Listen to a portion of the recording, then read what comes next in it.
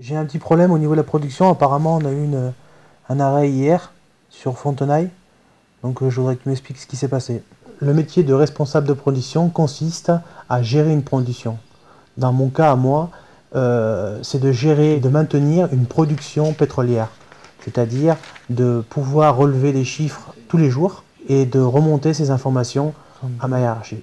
J'ai suivi une formation de brevet technicien supérieur en productique mécanique. Je suis devenu responsable de production via la raffinerie grâce à une société qui s'occupait de la maintenance robinetterie industrielle. Donc j'avais une connaissance des raffineries qui se rapproche beaucoup du pétrole et c'est de là où j'ai fait la connaissance de la société Toréador qui m'a proposé ce poste-là. Il n'y a pas de journée type chez nous parce que c'est un boulot où tous les jours on découvre les problèmes. Alors, le problème qui s'est passé hier, c'est que suite à un orage, donc on a eu une coupure d'électricité, donc on n'a pas produit pendant 2 heures, donc forcément une baisse de production. Pour pallier à ça, nous avons contacté une société de service et au bout de 2 heures, l'unité est repartie.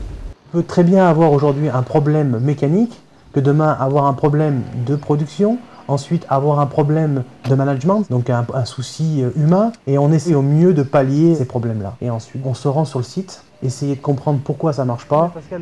Les avantages de mon métier, travailler en équipe, donc avec tous les gars, et régler un problème ensemble. On est en train de discuter pour équiper un puits de façon polyvalente. Les inconvénients de ce métier sont les horaires. Qui dit problème dit difficulté de gestion d'horaires. Ça veut dire qu'il faut régler le problème pour que ça tourne le plus rapidement possible. La gestion administrative au quotidien sont les commandes, donc appel d'offres, tout ce qui est gestion et management, c'est-à-dire pour les opérateurs et pour les chefs de champ, leurs congés, mettre des plannings en place, pouvoir faire un planning d'astreinte. Les astreintes chez nous, c'est la surveillance, parce qu'on doit avoir une surveillance 24 heures sur 24, 7 jours sur 7. Les qualités requises pour être responsable de production, c'est être bon au niveau management, être patient et être sage. Ce qui me plaît le plus, c'est la diversité. C'est riche en apprentissage. Les objectifs de carrière sont très simples, c'est de pouvoir augmenter hiérarchiquement, donc être capable de pouvoir prendre la place de mon responsable en ayant ces qualités.